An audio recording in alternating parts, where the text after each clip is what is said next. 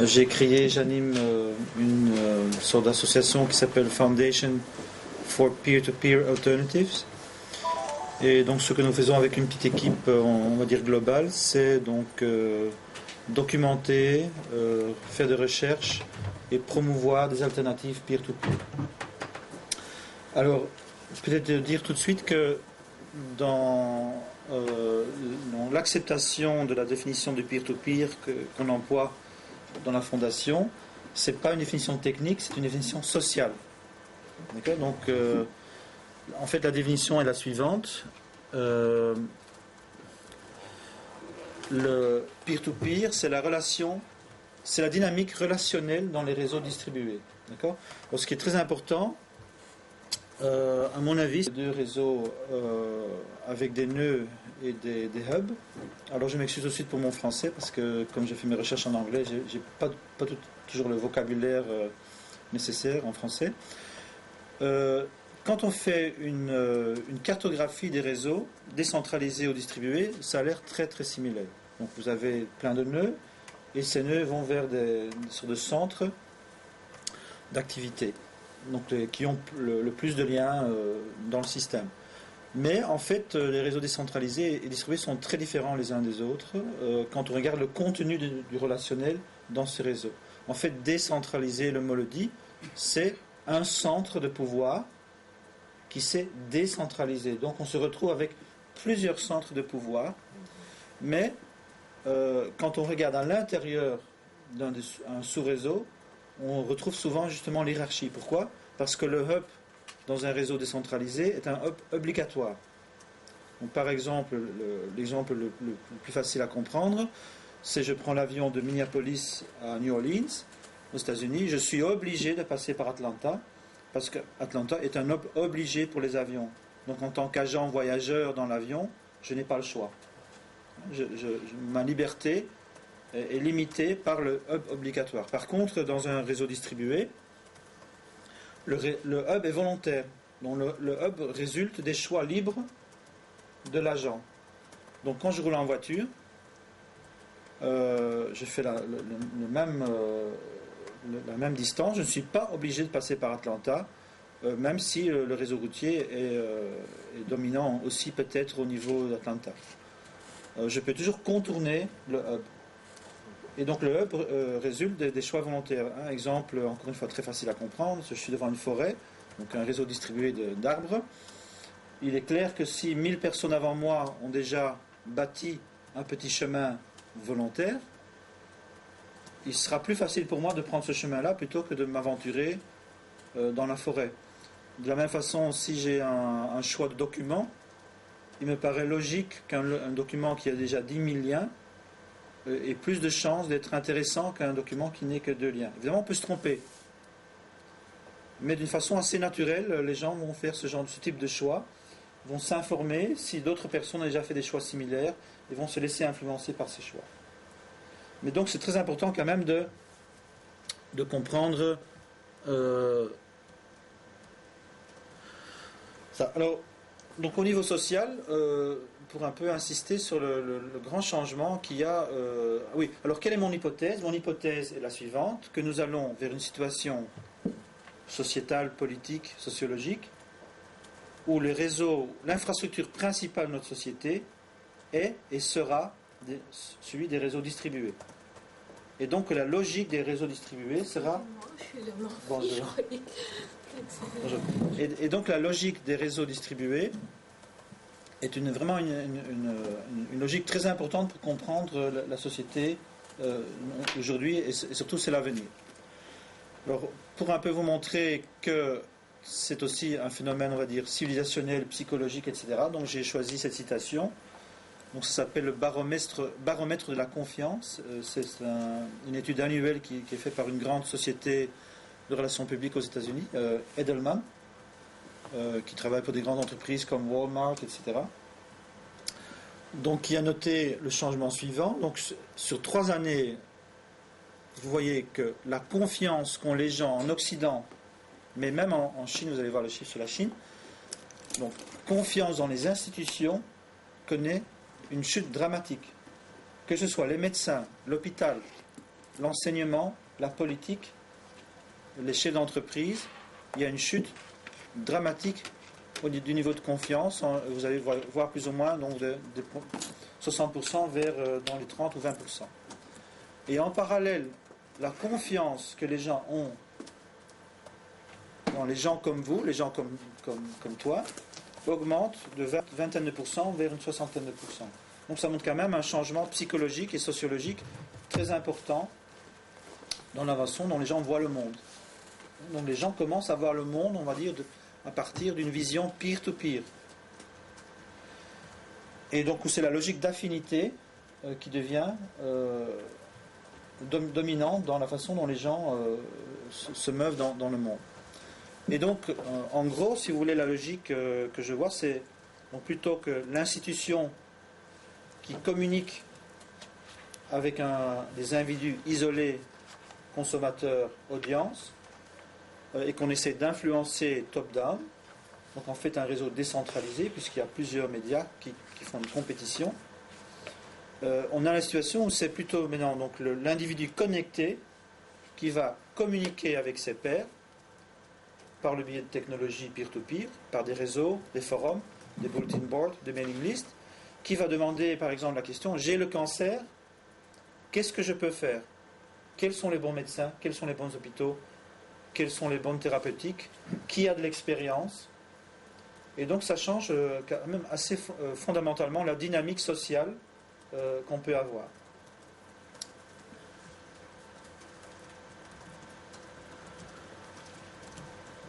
Donc ça c'est un peu une image de la situation actuelle. Donc quand vous voyez la deuxième bande horizontale, donc vous voyez l'évolution, on va dire, de réseaux hiérarchiques qui étaient dominants vers une situation hybride et vers l'hypothèse donc qu'on va vers une société de réseau où le réseau distribué devient le format dominant.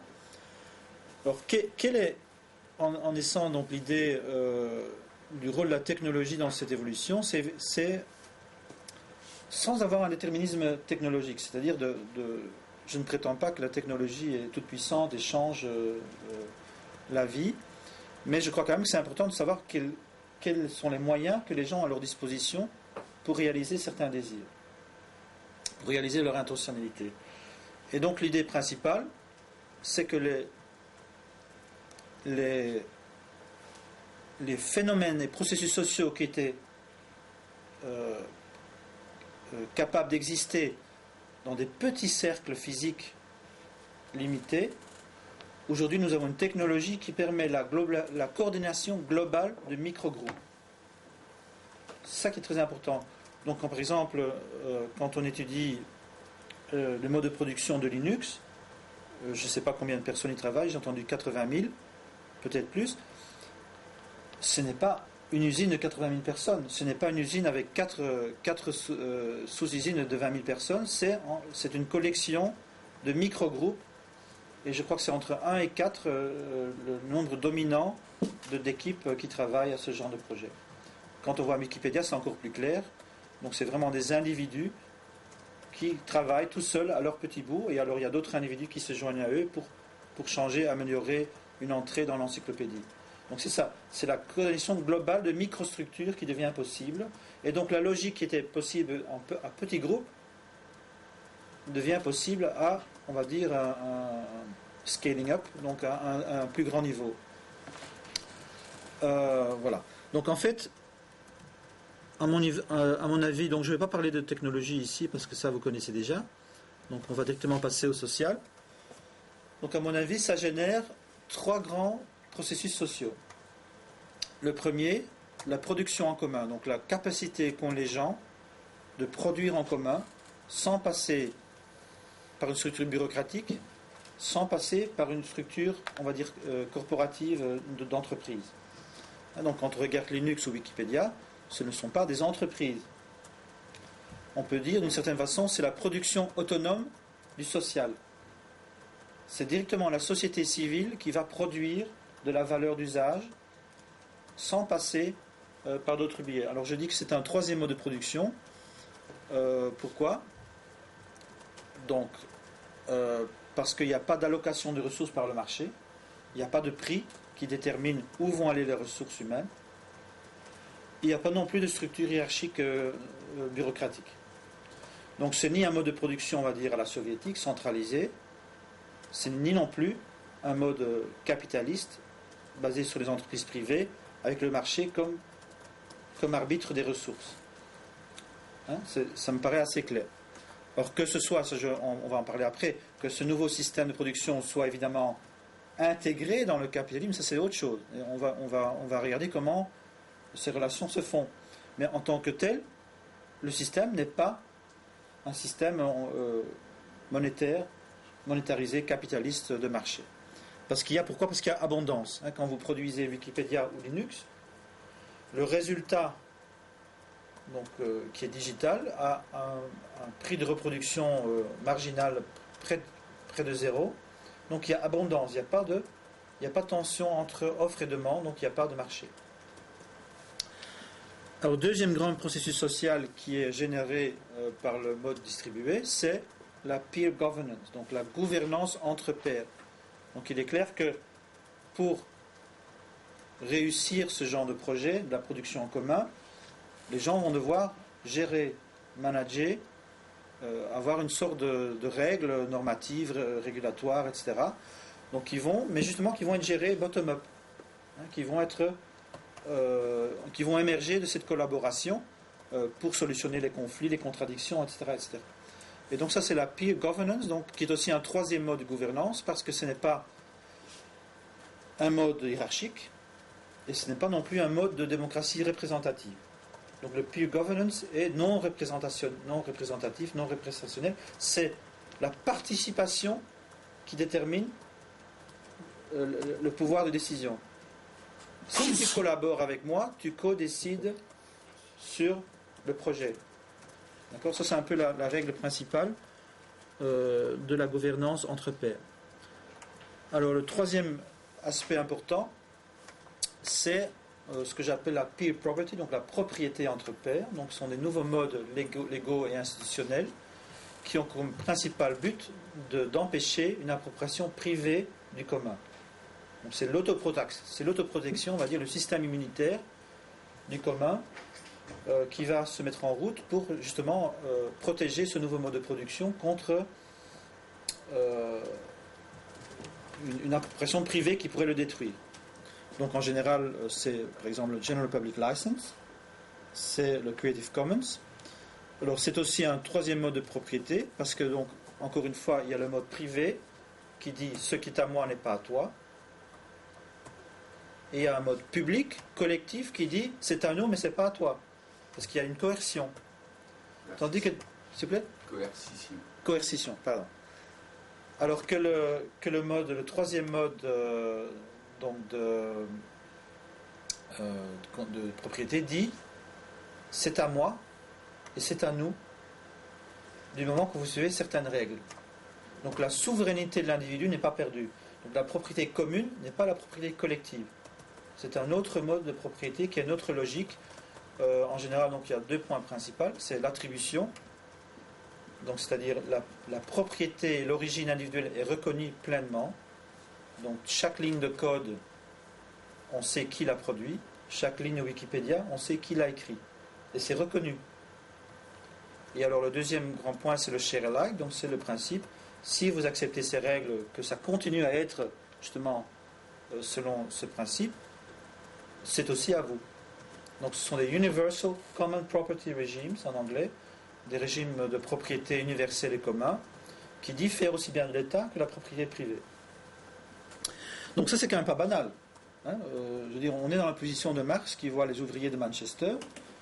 Il n'y en a que quelques milliers, mais il se dit, voilà un nouveau mode de production qui est en train de naître.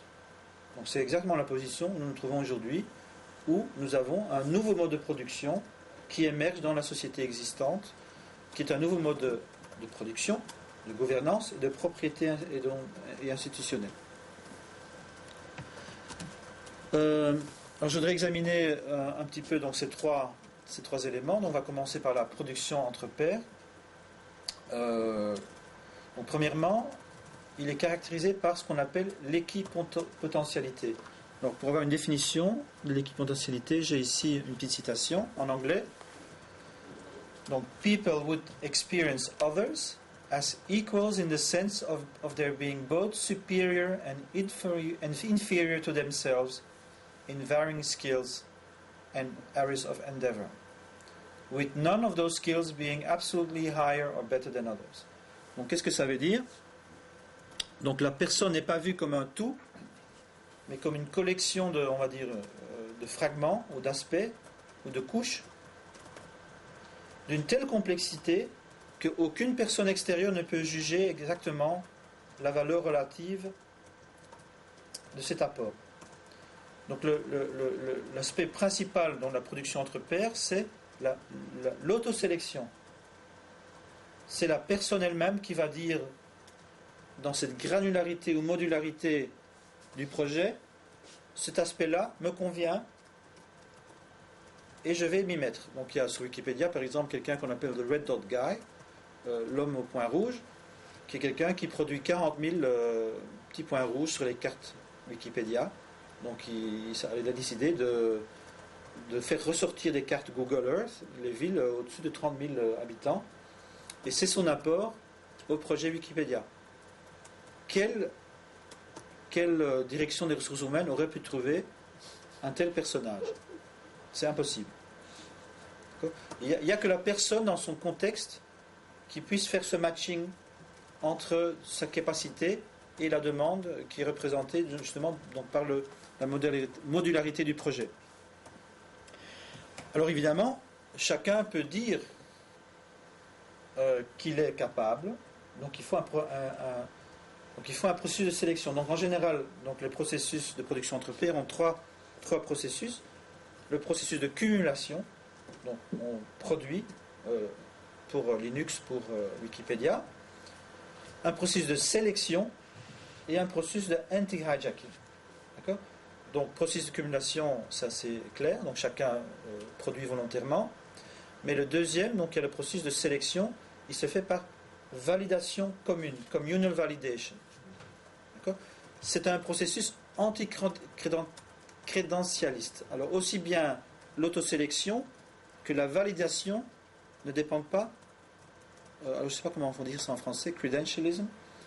De la créance, hein, c'est quand on reçoit ses lettres de créance. Voilà, c'est ça. Quand un ambassadeur va présenter ses lettres de créance, c'est ce qui le rend autorisé à parler ou à être accepté comme voilà. Donc la modernité, quand la modernité abolit, on va dire, l'aspect privé de la connaissance, donc qui est propriété de l'Église ou des guildes, etc., quand elle va dire que la connaissance est pour tout le monde, elle va créer un système crédentialiste de créance pour pouvoir valider la valeur de l'information. D'accord? C'est comme ça que fonctionne l'université sur les doctorats, etc.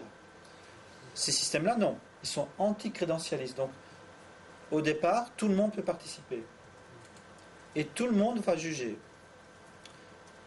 C'est fait d'une façon très, très consciente. Donc, par exemple, les processus de validation ont justement pour but d'empêcher la naissance d'une élite cognitive. Donc, soit par des algorithmes de choix neutres et objectifs, comme Google Page Ranking, soit par des choix, des collective choice systems, donc des systèmes de choix collectifs, des rating, ranking, etc. D'accord? Et le but, c'est de créer un ensemble de niveaux de jugement qui vont se contrebalancer pour justement éviter une cristallisation d'une élite cognitive qui va décider pour le groupe. Donc on protège la non-représentativité du projet. Donc là encore, c'est une sorte de système immunitaire qui empêche que le projet de production entre pairs devienne un projet bureaucratique, etc. Donc on ne veut pas que le distribué devienne décentralisé, et encore moins qu'il devienne hiérarchique. C'est aussi un système holoptique. Donc ça c'est l'opposé du terme panoptisme, qui veut dire donc rien que le haut connaît le tout, comme dans le principe hiérarchique. L'holoptisme, ça veut dire que chaque participant a une vue de l'ensemble. Donc ça se fait par ce qu'on appelle participation capture. Donc encore une fois, chaque ligne de code, chaque changement est capturé d'une façon digitale. Et donc on a cette transparence et constitutionnelle dans le projet. Donc encore une fois, on a des renversements qui sont très importants. Premier renversement, donc c'est pas filtrer puis publier, filtrer puis produire, c'est d'abord produire puis sélectionner. Ça se fait a posteriori.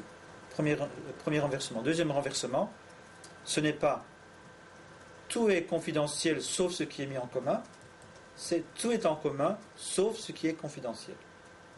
Donc là, il y a aussi un retournement du principe d'organisation. Donc, petit sommaire. Donc là, vous avez ce slide qui montre que nous avons donc 3 formes de réseau, 3 formes d'économie, 3 formes de politique, 3 formes de propriété. Donc déjà, une conclusion qu'on peut donner, c'est que la société a une diversité accrue.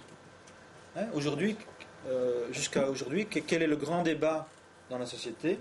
C'est l'État ou le privé. Alors, comme on considère qu'aujourd'hui le centralisé ne fonctionne plus tellement, on dit qu'il faut le marché. Si on ne peut pas privatiser le national, on va au moins, c'est la théorie de Blair, on va intégrer les modes de fonctionnement du privé dans le public. Or, aujourd'hui, on a un choix supplémentaire. On peut dire, il y a l'État, nationalisation, régulation, il y a le privé, mais il y a aussi la production autonome du social.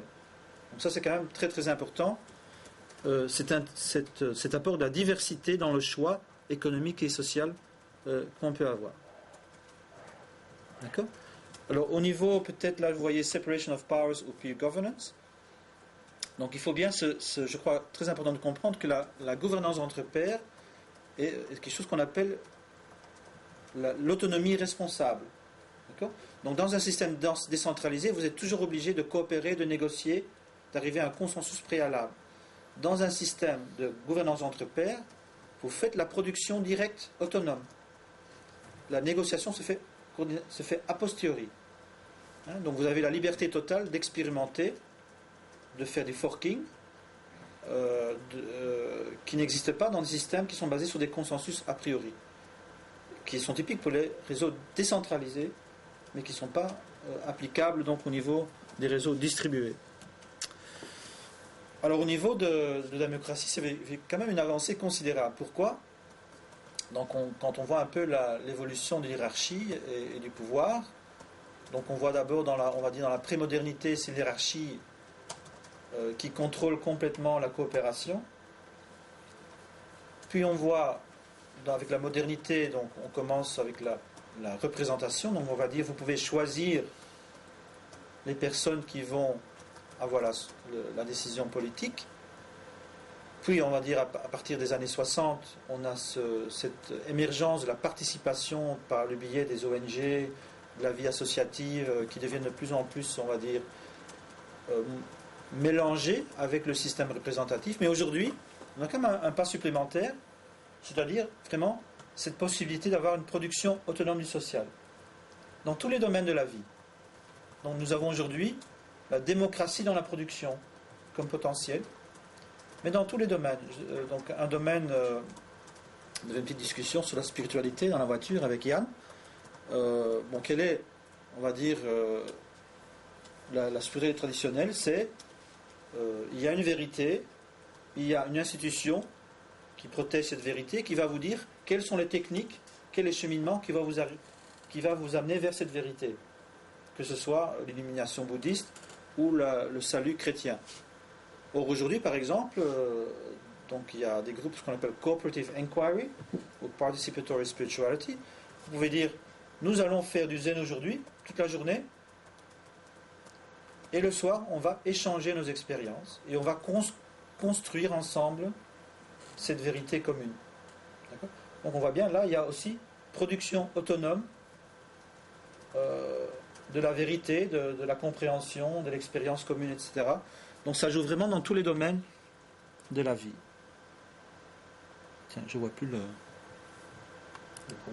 pointeur. Il est tout en bas. Oui, tout en bas. Il faut que tu le remontes. Ouais, tu le vois?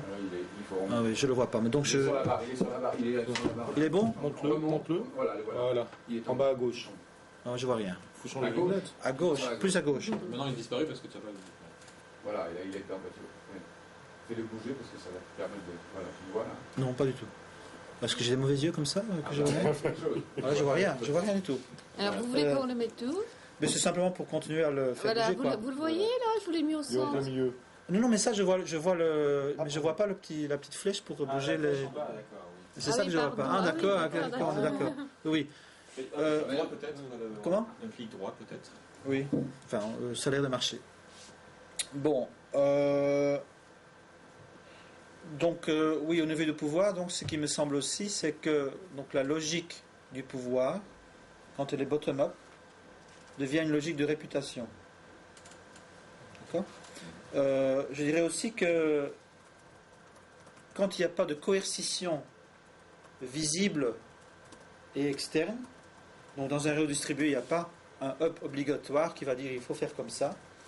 C'est par contre dans l'architecture même du réseau que va se cacher le pouvoir. D'accord? Pourquoi? Exemple, YouTube. Donc YouTube va vous dire vous pouvez uploader et downloader des vidéos. Fantastique. Oui, mais vous ne pouvez pas remixer. D'accord? Donc l'architecture même du réseau détermine le degré de liberté des agents et pas nécessairement visible comme un groupe de personnes qui détermine le pouvoir. D'accord? Google, page ranking, secret. Donc personne ne sait comment l'hierarchie des documents se fait. Donc il y a là un pouvoir caché qui est dans le protocole en fait. Donc le pouvoir devient protocolaire. Et d'ailleurs un livre qui s'appelle comme ça, Protocole, Power After Decentralization, de Alexandre Galloway, qui est un très bon livre pour comprendre le pouvoir. Aussi Code is Law. Comment? Il y a aussi Code is Law. Ah oui, je ne connais pas. Comment ça s'appelle? Il est très bien. Ah, tu pourrais m'envoyer ça par email? Oui, bien sûr, il est même très sur bien. Internet. Ah, je ne connais pas. Oui, alors. Une alternative, une dénomination alternative pour la production en commun, c'est de dire c'est la production passionnée. C'est très important parce que ça veut dire que c'est une des explications pour expliquer la supériorité du mode de production entre pairs par rapport aux alternatives. Donc quand on voit la relation, on va dire, prémoderne féodale, c'est une obligation. Vous allez travailler pour moi. Donc ce sont des sociétés avec une productivité très basse et une croissance de productivité très, très basse. Dans le capitalisme, en théorie, donc c'est un échange équivalent, donc qui dépend sur l'intérêt de la personne. Vous avez déjà une plus grande productivité, mais c'est toujours une équivalence, c'est-à-dire, en principe, en tout cas au niveau théorique, il n'y a pas de gain, puisque je vous donne un produit contre sa valeur exacte au niveau de l'argent. D'accord? Et si je n'ai pas d'argent, je ne produis pas.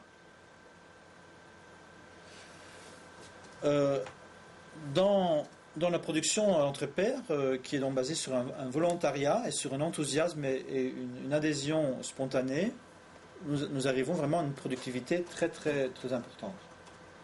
Non seulement parce que c'est le choix libre de la personne, donc non seulement il choisit le projet, mais il choisit le moment à laquelle il va travailler. Donc il va toujours travailler quand le flow, en anglais de flow, est optimal. Donc c'est très bien décrit dans le livre de Pekka Immonen de Hacker Ethic, comment ça se passe au niveau du travail. Donc c'est un travail très flexible, où le producteur est très libre dans son choix de moment dans lequel il va travailler. Et donc il va quasiment toujours essayer de travailler dans des conditions optimales au niveau psychologique, énergétique, etc. Mais ça je ne vais peut-être pas trop en parler maintenant. Donc ça c'est la peer gouvernance. Peut-être un mot au niveau hiérarchique. Donc à mon avis il y a deux logiques principales. Et la première c'est la logique, on va dire, historique. C'est, on va dire, la direction historique. Donc il y a toujours au départ d'un projet de production en commun, il y a quelqu'un qui doit dire on va faire ça. Richard Stallman qui dit on va développer des logiciels non propriétaires. Linus Torvalds qui dit on va produire un système alternatif à Windows. Michel Bowens, qui dit on va créer une fondation pour étudier le peer-to-peer. D'accord ? C'est sur base de ce statement, on va dire fondateur, que les gens vont se mettre en mouvement. Donc il y a quand même toujours, et on parle de benevolent dictator en anglais, alors je trouve que c'est mal choisi. Je trouve que c'est mal choisi parce que ça ne correspond pas justement à la dynamique interdépendante du leader et les gens qui font la production. Pourquoi ? Donc quand moi parfois je signe mes emails avec mes collaborateurs, je mets Chief Pleader, donc P entre parenthèses suivi de leader. Pourquoi ? Je ne les paye pas, donc je n'ai qu'une influence limitée, je dépends autant d'eux qui dépendent de moi. Donc c'est vraiment c'est l'inspiration, c'est la vision, c'est l'influence, c'est la réputation qui fait que oui ou non les gens vont se mobiliser pour un projet. Mais il y a quand même une sorte de privilège. On ne peut pas nier que les gens qui ont créé les projets ont un certain privilège qui est acquis justement par cette réputation. On va dire que peut-être que comme on parle d'aide de vie dans la féodalité, où les gens doivent leur vie à la protection du noble et de l'Église, il y a une sorte de dette morale, peut-être. Je ne sais pas, j'ai pas encore étudié, je ne sais pas encore comment expliquer ça, mais en tout cas, on peut constater que c'est souvent le cas. Jimmy Wales a quand même une influence considérable sur Wikipédia. Richard Stallman a une influence considérable sur le déroulement de la Free Software Foundation. Par contre, il y a une deuxième logique qui est celle du pouvoir distribué. Donc je disais, le pouvoir vient de la participation. Et selon donc la phase dans laquelle se trouve un projet, selon l'expertise nécessaire, automatiquement il y a un pouvoir qui se crée, émergent, dans le projet même, qui est le meilleur codeur, qui est le meilleur project manager, qui a le plus d'expérience dans son domaine, va créer une sorte de leadership temporaire et flexible dans les projets. Et donc les deux formes de leadership coexistent en général dans les projets. Alors souvent aussi, il y a quand même donc c'était la dernière ligne tout à l'heure, donc il y a une sorte d'écologie avec des non-profits, donc des associations sans but lucratif, genre Mozilla Foundation, Apache Foundation, une écologie d'entreprises qui soutiennent la production. Mais c'est aussi un pouvoir relatif. En général, c'est un pouvoir qui soutient l'infrastructure, qui subventionne les conférences, donc qui est réel, mais enfin qui est, par exemple, les programmeurs avec qui j'ai pu parler sur le rôle d'IBM disent oui, IBM paye 2000 personnes, mais c'est une sorte de coopérative qui gère la stratégie du projet, et ces gens ne sont pas sous command and control direct d'IBM. Donc ils respectent d'une certaine façon, on va dire, la logique participative de la production en commun. Voilà. Alors souvent, donc parmi les critiques qu'on peut avoir justement contre les réseaux distribués, on va vous dire, oui, mais il y a le power law. Donc le fait justement que les gens choisissent librement fait que toujours on retrouve cette distribution, 20% des projets qui apportent 80% de la valeur. Alors il y a quand même quelques bémols à apporter à ça. C'est pas une loi naturelle. C'est une loi tendancielle, mais qui n'est pas automatique.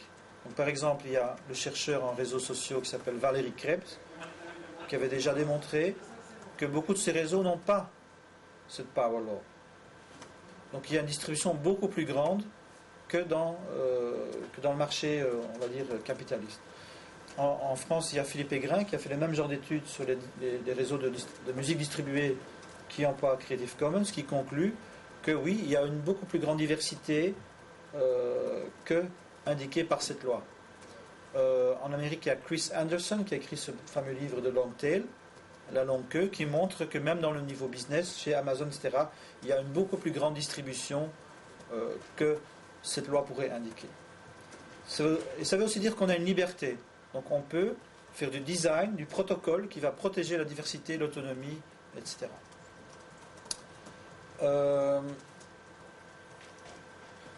Et alors il y a cette fameuse limite dont on parle en anthropologie, donc le Dunbar Number, qui dit plus ou moins que un groupe humain est capable de gérer 150 personnes et qu'au-delà, il y a hiérarchie. Complexité trop grande, donc simplification nécessaire, hiérarchie. Or, justement, les réseaux distribués sont des coordinations globales de micro-projets et donc ça permet justement à ces équipes de rester en dessous de cette limite et donc de travailler de façon non hiérarchique.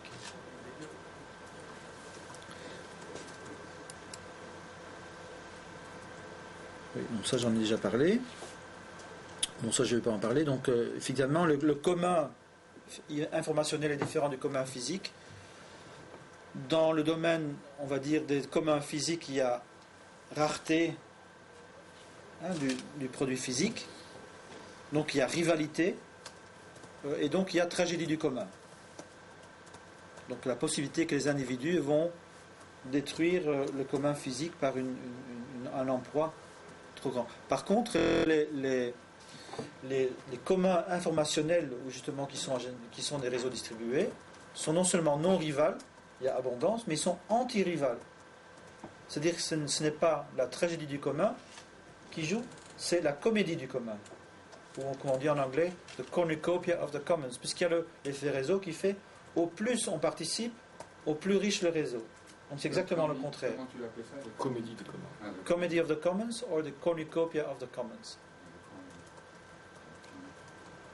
En plus, donc, ce sont des réseaux non localisés et donc qui sont basés sur une logique d'affinité. Donc, on peut dire que dans le monde décentralisé, vous avez une logique d'hégémonie, de différents pouvoirs qui vont essayer d'avoir une hégémonie, Gramsci, tandis que dans un réseau distribué, c'est une logique d'affinité. Donc les gens vont rechercher l'affinité et vont se grouper par affinité, et souvent ils ont des multiples affinités.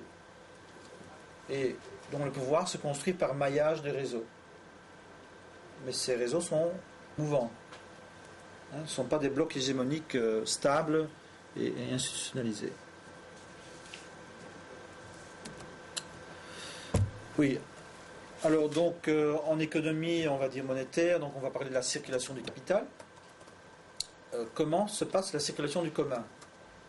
Donc il y a trois grands paradigmes qui jouent et qui ont à voir avec les conditions de succès de ce mode de production. Le premier, c'est qu'il faut du matériel libre. Donc, il faut que la matière de base soit libre pour pouvoir travailler dessus. Donc si vous avez du copyright, vous ne pouvez pas remixer, vous ne pouvez pas faire de la production en commun.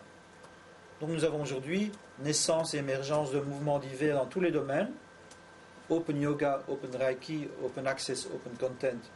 Bon, je pourrais faire une liste illimitée de personnes justement qui luttent pour cette création de matériel ouvert et libre qui permet justement la participation. Deuxième processus, c'est le processus même de production entre pairs. Donc une fois qu'on a le matériel, il doit être participatif. Bon, anticrédentialiste, autosélection, validation communale. Donc tout ça vise à une participation maximale dans le projet et donne naissance, on va dire, au mouvement participatif, au mouvement peer-to-peer proprement dit. Donc ils vont consciemment travailler sur cet aspect de la chose. Et en troisième lieu, vous avez le résultat, condition de départ, processus, output, résultat, qui est donc évidemment la propriété entre pairs, qui sont les modes institutionnels et légaux qui vont empêcher la propriété privée, et donc le cercle est rond, puisque c'est cette propriété commune qui va recréer le matériel ouvert et libre, qui va permettre de poursuivre le processus. Et donc la boucle est bouclée, vous avez une expansion virale de la distribution et de la production entre pairs par cette circulation du commun. Alors de quoi dépend la possibilité d'avoir des réseaux entre pairs? Alors pour moi il y a deux grands mots-clés, c'est abondance et distribution. Quand il y a abondance, il n'y a pas de marché, il n'y a pas de besoin de négociation, puisqu'on peut essayer à l'infini. Donc si vous n'êtes pas d'accord dans le logiciel libre, vous faites du forking. c'est une possibilité. Tandis que forking, c'est créer une fourchette. Voilà, donc on n'a pas besoin d'avoir une lutte politique continue sur le chemin à suivre, puisqu'on peut expérimenter des alternatives, parce qu'il y a abondance. Tandis que si vous avez rareté, un budget limité, ben, si vous faites A, vous ne pouvez pas faire B, vous êtes obligé de lutter politiquement pour avoir le budget. D'accord ? Donc, bifurcation, très bien, c'est ça. Distribution, c'est pareil. Distribution, c'est, on va dire, la création d'abondance par la granularité ou la modularité. Donc, plutôt qu'avoir des gros bouts de capital nécessaires, de centralisation, décentralisation, on va créer une granularité illimitée du capital nécessaire, ce qui fait que chaque individu, avec son capital, va pouvoir librement adhérer ou non au projet. Et donc on va retrouver ces conditions au niveau premièrement de l'intellect. Donc il faut qu'il y ait une abondance, on va dire, de créativité et d'intellect dans la société. Ce qui semble être le cas aujourd'hui, les gens sont bien éduqués, ont un surplus de désir de créativité qui ne retrouvent plus d'expression dans les modes institutionnels. Les gens se retrouvent frustrés dans les entreprises et les institutions et vont donc, avec leur surplus justement, faire leurs projets passionnés de production entre pairs. Deuxième niveau, c'est au niveau, on va dire, technique, des moyens de production. Donc nous avons aujourd'hui le moyen de production, la production cognitive, l'ordinateur en réseau, qui devient, on va dire, qui est là en abondance. Donc, en tout cas, pour la majorité, on va dire, des occidentaux, ce n'est pas un problème d'acquérir ce moyen de production, qui est toujours là en abondance. Donc, il y a toujours 95% d'ordinateurs qui est, on va dire, libre d'usage et qui donc va être mis en réseau pour des projets en commun. Non seulement la personne, mais l'outil. Et encore une fois, ça donne donc la liberté et la souveraineté à l'individu qui peut dire oui ou non, j'adhère ou pas à ce projet. Troisièmement, donc il y a, dans ce même ordre d'idée, donc il y a ce qu'on appelle desktop manufacturing, personal fabricate. Donc il y a quand même une tendance technologique lourde vers la distribution qui aide à ce mode de collaboration entre pairs. D'accord ? Même au niveau financier, aujourd'hui, vous avez les échanges financiers comme prosper.com et zopa.com qui permettent à des gens, donc une sorte de crédit mutualisé, d'avoir accès à une finance distribuée. Bon. Alors, je ne dis pas que tout ça est automatique et naturel, etc. Donc, c'est vrai qu'il y a évidemment des problèmes institutionnels de centralisation de la finance, mais quand même il y a les deux. Donc il y a, on va dire, une lutte politique nécessaire si on veut généraliser le mode de production, mais déjà dans les interstices du système il y a quand même ces tendances, ces moyens qui sont là et qui représentent ce potentiel qui est déjà là, qui permet justement d'utiliser les interstices du système pour créer la production entre pairs. Et ce qu'on voit, c'est que les gens les emploient. Question importante, c'est de savoir si est-ce que le peer-to-peer, est-ce que la production entre pairs est limitée au monde immatériel. Alors, premier argument, donc vous voyez là à gauche du slide, donc mon hypothèse première c'est la suivante. En ce qui concerne la production immatérielle, le mode de production entre pairs est de plus en plus productif par rapport aux alternatives. Nombreux sont les programmeurs Windows qui vont vous dire Vista est la dernière grande innovation qu'on peut faire par ce biais-là. Larry Ellison, patron de Oracle, dit dans 15 ans, il n'y aura plus de logiciels propriétaires. Donc il semblerait que comme mode de production, c'est vraiment efficace et plus efficace que les alternatives. Prenons l'exemple de Firefox et Explorer. Donc il y a une compétition asymétrique entre une for-profit et une association for-benefit. Donc premièrement, Microsoft doit payer tout le monde. Deuxièmement, elle fait que de l'innovation s'il y a pression. Donc d'une entreprise privée, elle fait l'innovation pour faire la compétition. S'il n'y a pas de compétition, il n'y a pas d'innovation. Pourquoi? Parce qu'on ne fait pas des frais pour rien. Tandis que Firefox, communauté de programmeurs, qui a pour seul but améliorer le browser à l'infini, avec une communauté volontaire illimitée.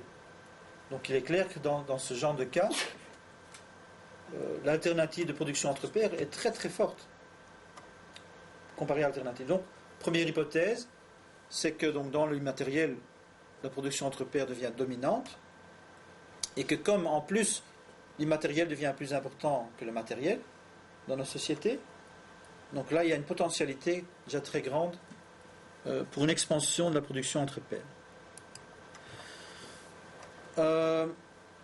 Mais ce n'est pas tout. Ce n'est pas tout parce qu'il y a vraiment des possibilités dans le monde physique aussi. Donc je disais, ça dépend de la distribution et de l'abondance.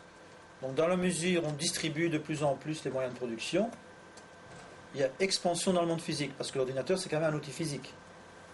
Le desktop manufacturing c'est quand même des outils physiques.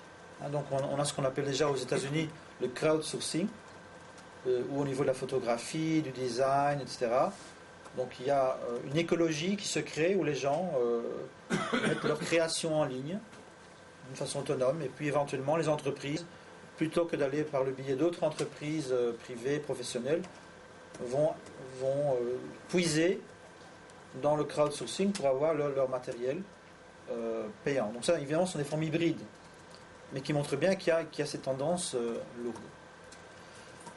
Deuxième grand argument, c'est le suivant, c'est de dire que même dans les processus de production aux besoins de capital significatif et centralisé, il y a toujours une phase de design, une phase de production.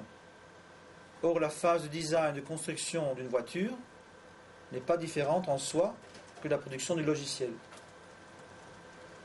Donc, partout où on peut s'imaginer une division entre design et production, il y a le design qui peut être fait par la production entre pairs. Exemple, dans le Business Week de cette semaine, vous trouvez cet article sur Oscar, Open Source Car, qui est donc un groupe d'ingénieurs en automobile qui sont en train de créer une voiture solaire qui pourra être produite pour $15 000 pièce.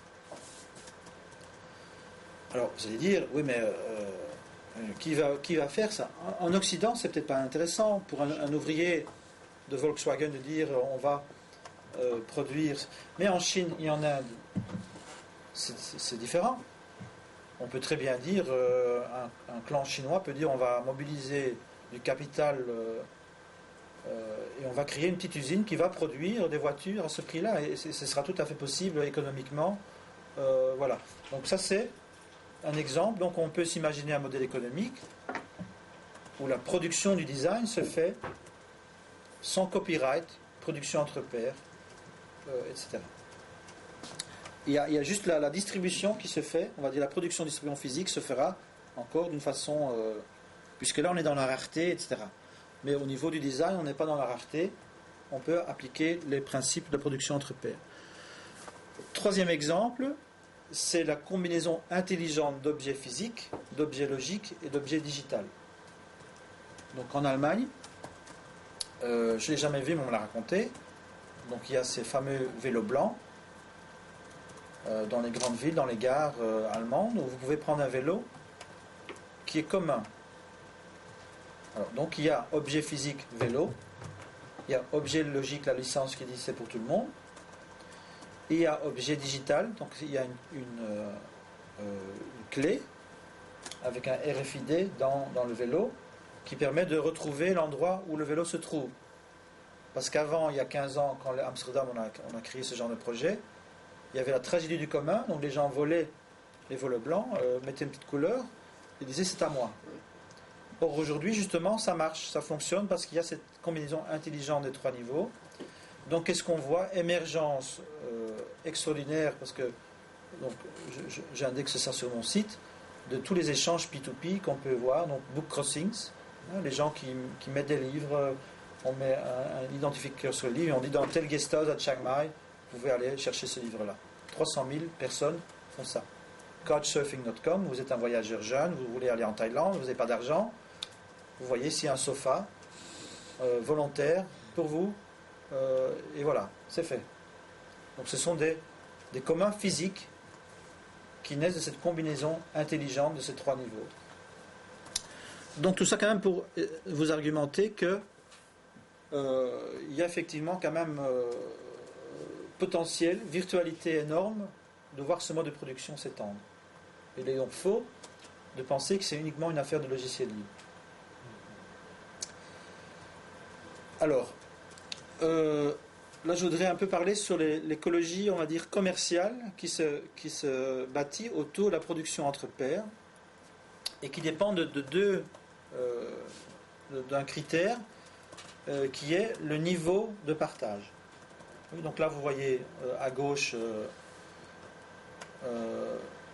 level of sharing et à droite vous voyez intensity of contribution. D'accord ? Alors je simplifie un peu, je veux dire qu'il y a trois niveaux. Il y a premièrement le niveau classique, on va dire prosumer, donc c'est l'individu isolé, atomisé, qui ne pense pas du tout au partage, mais dont le partage des ressources va quand même apporter un bénéfice. Par exemple, quand vous voulez acheter un Dell en ligne, vous configurez votre ordinateur. Tout le système de Dell est conçu pour apprendre des comportements collectifs, même si ce n'est pas du tout votre intention. Vous avez tous les modes, on va dire, d'externalisation simple ou complexe, l'ATM, chercher l'essence par vous-même, Dell, configurer, donc ça c'est déjà complexe, configurer votre ordinateur, IKEA, meuble. Le deuxième niveau, c'est le swarming en anglais, donc l'essaimement. Je crois que c'est comme ça qu'on dit en français, j'espère.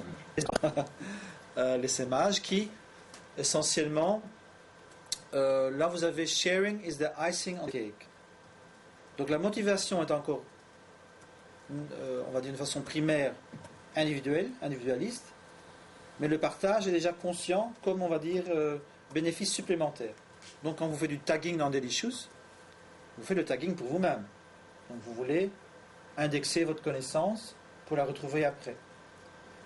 Mais vous savez que c'est partageable, donc que ces tags peuvent être partagés par d'autres, et donc vous pouvez voir que quelqu'un d'autre a employé le même tag, et alors vous cliquez dessus et vous avez une vue sur l'organisation de connaissances de cette autre personne. Donc vous voyez le monde de sa perspective, et c'est enrichissant, vous allez trouver des choses que vous n'auriez pas trouvées par vous-même.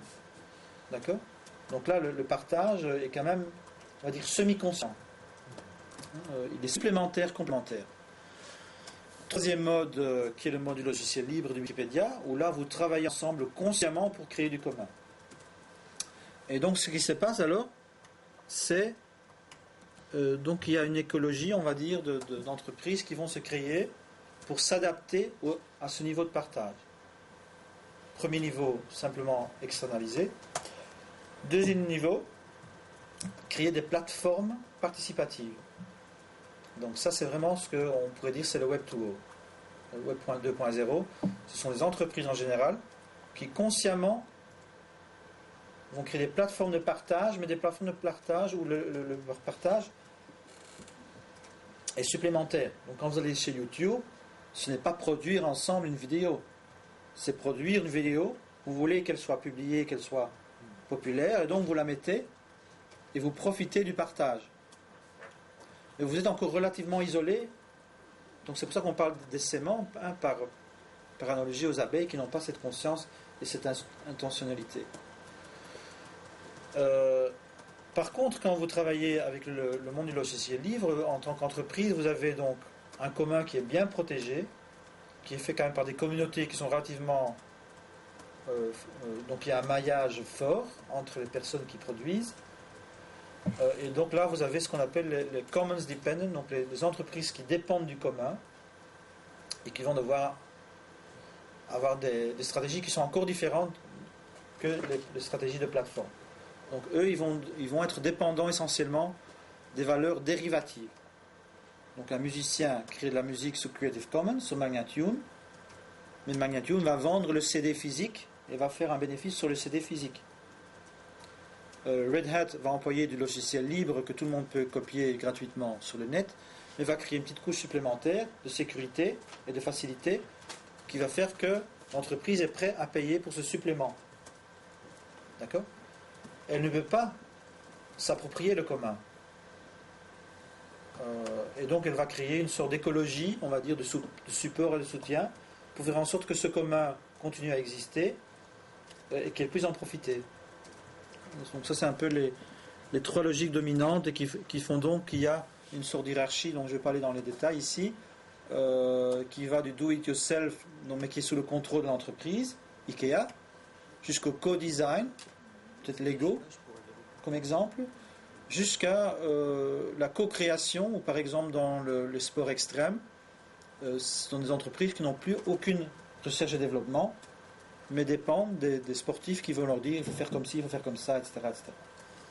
Donc là, la valeur est créée, on va dire, par la production entre pairs, mais est valorisée au niveau de la valeur d'échange, a posteriori, par les entreprises. Et donc ça, c'est vraiment, on va dire, l'innovation, c'est-à-dire qu'aujourd'hui, on a innovation sociale, création de valeur d'usage direct, et une partie de cette valeur d'usage peut être traduite, monétisée, a posteriori, par le capital. Mais notons bien que le capital n'a pratiquement plus aucun rôle d'innovateur. Donc on n'est plus dans le paradigme schumpeterien de l'entrepreneur individuel qui est soutenu par du capital à risque. Non, on est dans la production sociale de jeunes dans des garages qui créent des logiciels qui sont alors adoptés sur l'Internet et après coup, le capital va intervenir pour généraliser ce phénomène et d'essayer de monétiser par exemple un produit dérivé qui est l'attention des utilisateurs, Google, etc. Bon, alors au niveau là j'aimerais bien peut-être alors offrir une réflexion sur l'importance du peer-to-peer dans l'évolution sociale à long terme. Donc j'emploie une typologie d'un anthropologue qui s'appelle Alan Page Fisk qui a écrit un livre de The Structures of Social Life, les structures de la vie sociale, et qui prétend qu'il y a 4 modes intersubjectifs qui sont valables pour toutes les cultures et pour tous les temps. Donc on va dire une sorte de grammaire relationnelle. La première, c'est la réciprocité. Donc, il appelle ça equality matching. Donc essentiellement, je vous donne quelque chose, et le fait que je vous donne cela vous met dans une situation d'infériorité, d'obligation, et donc vous voulez la rétablir. Et donc il y a obligation de contre-don à terme pour rétablir. Et donc la logique sociale, c'est toujours rétablir cette égalité entre les gens. Donc la tribu qui va faire son potlatch, une grande fête rituelique, qui va donner son surplus, qui va rendre du prestige, qui va se créer un prestige que la tribu rivale va vouloir retraduire l'année après, avec un potelage encore plus luxueux, plus riche, pour rétablir l'égalité ou pour justement obtenir cette petite supériorité qui devra à son tour être recréée et rebalancée. Donc clairement, ça c'est le mode qui a dominé, on va dire, l'ère tribale. C'est comme ça que le surplus qui avait circuit de denrées par le biais de l'économie du don. Deuxième grande période historique est dominée par un mode qu'il appelle authority ranking et qui est dans, disons, le besoin humain de créer des hiérarchies de valeurs et de comparaison. Tu es un plus grand sportif que moi, tu es un meilleur artiste que moi, je suis mieux que toi parce que j'ai une naissance noble, je suis un meilleur guerrier, etc. Et donc là, un petit exemple, je vis en Thaïlande. Donc en Thaïlande, tout le monde est un homme ou un pi, ça veut dire jeune ou vieux, mais en fait ça veut dire inférieur ou supérieur. Et le Thaï va automatiquement vous juger, va vous poser des questions pour pouvoir se placer sur cette hiérarchie sociale. Et donc la longueur du why est déterminée par la différence de statut entre personnes. Donc ça c'est clairement un exemple de ce second mode intersubjectif. qui était dominant dans, on va dire, la période impériale et féodale. Troisième mode intersubjectif, market pricing. Donc là, il y a échange équivalent par le biais d'un dénominateur commun en argent. On ne va pas se détailler là-dessus, c'est bien connu. Alors, intéressant aussi, c'est qu'il décrit un quatrième mode, qui est le mode communal shareholding, où il n'y a pas d'équivalence directe, il n'y a pas d'échange direct. Donc, c'est soit on appelle ça generalized exchange, ou échange, comment dire, oui, alors, peut-être décrit, donc ça veut dire que chacun donne au commun ce qu'il veut, et chacun utilise du commun ce qu'il veut. Donc, c'est exactement la définition de Marx du communisme. C'est l'incommensurabilité. C'est l'incommensurabilité de la monnaie, ce qui explique qu'à ce moment-là, il n'y a plus l'échange et d'équivalent devient ridicule. C'est ça. Alors, ça ne veut pas dire, alors, pour un peu expliquer. Avec l'équipotentialité. C'est ça. Ça réplique, dans le domaine du produit, le principe métaphysique, si j'ose dire, de l'équipotentialité de chaque individu. Oui. Et alors, donc il y a échange généralisé. Hein. Donc, par exemple, pour un peu, peut-être déjà parler de l'enchevêtrement avec le capital, avec le système capitaliste. Donc, quand vous travaillez, par exemple, pour le logiciel libre, c'est vrai que vous ne recevez rien en retour, mais il y a quand même échange de valeur. Il y a toujours échange de valeur, échange d'énergie. Donc, en principe, par exemple, pour employer des termes capitalistes, on va acquérir de la connaissance, un capital connaissance. On va acquérir des relations, un capital relationnel. On va acquérir de la réputation, un capital réputationnel. Et ça permet d'aller sur le marché, éventuellement d'aller sur le marché et d'avoir une valeur en retour pour la survie.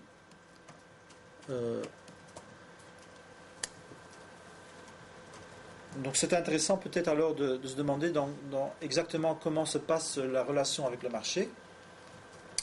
Donc il me semble clair qu'il faudrait reconnaître que le peer-to-peer est dépendant du marché. L'abondance dont profite le peer-to-peer est produit du marché.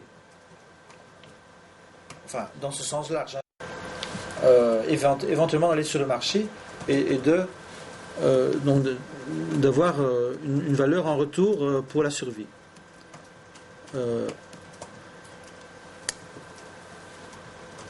Donc c'est intéressant peut-être alors de se demander dans exactement comment se passe la relation avec le marché. Donc il me semble clair qu'il faudrait reconnaître que le peer-to-peer est dépendant du marché. L'abondance dont profite le peer-to-peer est produit du marché. Enfin, dans ce sens large, hein, l'État, on va dire le système actuel, pour l'instant. Et donc ce qu'on peut noter, c'est que en général, la production entre pairs est durable du niveau collectif, n'est pas durable au niveau individuel. Il est durable au niveau collectif parce que pour chaque 10% de programmeurs qui quittent un projet, il y a 10% de programmeurs qui vont s'ajouter ou plus, et donc la production peut continuer. Mais au niveau individuel, puisqu'il n'y a pas d'échange direct, il y a problème de survie.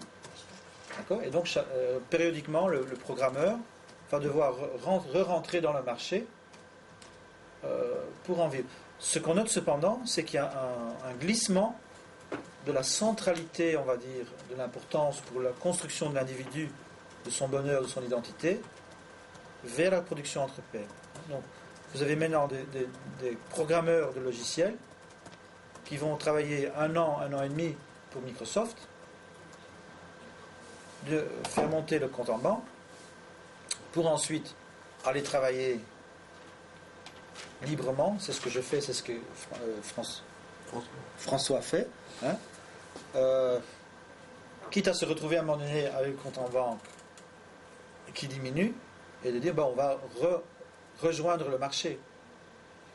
Mais la centralité de l'identité et de la signification pour la vie n'est pas dans le travail pour le projet privé, mais vraiment dans la production entre pairs. Donc ça, on voit chez certains jeunes, on voit ce glissement qui est très très clair. Où est la priorité de vie? Elle est dans la production entre pairs, elle n'est pas dans la production pour le marché. Alors, ceci étant dit, oui, le peer-to-peer dépend du marché, mais le contraire est tout aussi vrai. Donc, dans la mesure où l'innovation devient sociale, dans la mesure où le rôle du capital diminue, on va dire, dans la création d'innovation d'une façon directe, il y a de plus en plus de dépendance du marché envers la production sociale, envers la production entre pairs. Mais il n'y a pas de mécanisme de retour. C'est ça la problématique. Donc le capital va profiter de l'innovation sociale, mais il n'y a pas de système redistributif pour resubventionner la production entre pairs. Donc ça c'est une grande problématique. Et là, une solution éventuelle, c'est le revenu universel. Alors, donc là, c'est les règles générales, mais on peut aussi dire en pratique, donc même au niveau concret, quand on examine de près les projets de production entre pairs qui ont beaucoup de succès, que ce soit Linux ou Wikipédia, on va toujours découvrir qu'autour, il y a une écologie de fondations, d'entreprises qui soutiennent le projet, qui soutiennent sa durabilité. Mais il y a un point très important à retenir, c'est le crowding out. Donc c'est le fait que la motivation du travail entre pairs n'est pas une motivation monétaire, n'est pas une motivation de valeur d'échange, et que l'introduction d'une logique d'échange va détruire le projet entre pairs. Donc en général, ce qu'on va voir, c'est que ces entreprises, ces fondations, ne vont pas payer directement les volontaires, sauf exception, on va créer une petite, on va dire, équipe stratégique, centralisée, une petite équipe infrastructurelle. On va acheter des serveurs, parce que Wikipédia a besoin d'énormément de serveurs. On va subventionner les conférences, quitte à payer par exemple les tickets d'avion. Mais on ne va pas directement payer un salaire. Par exemple, la Mozilla Foundation qui gagne 76 millions de dollars par an ne sait pas quoi faire avec son argent. Je peux expliquer. Oui. Non, Ah oui, tu peux, oui, ça c'est bien. Voilà. Donc il y a vraiment enchevêtrement donc de ces deux mondes. Alors, à mon avis, on peut faire un parallèle historique. Donc il y a la féodalité, il y a naissance du mode de production capitaliste qui va en premier lieu renforcer le régime existant. Il y a des nobles qui vont investir dans les entreprises, qui vont s'enrichir, qui vont se libérer de leur dépendance sur leurs terres.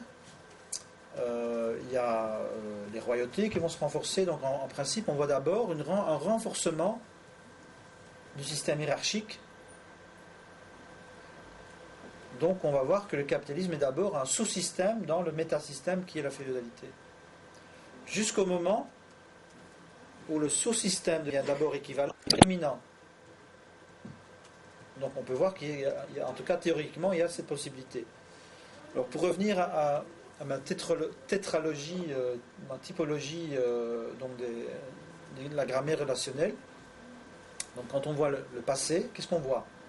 On voit que dans chaque grande période historique, il y a domination d'un mode relationnel, mais pas monopole. Par exemple, en féodalité, il y a domination du mode hiérarchique, authority ranking tributaire, mais les nobles entre eux font une compétition du don envers l'Église, par cette économie du don envers l'Église, la Sangha, etc. Donc il y a les deux. Alors par exemple, la Sangha est égalitaire au niveau théorique, c'est ce que le Bouddha voulait, mais quand on voit en pratique, on peut sur le fonctionnement des temples. Donc c'est de cette façon-là que je vois le mode peer-to-peer, donc qui d'abord est un sous-système,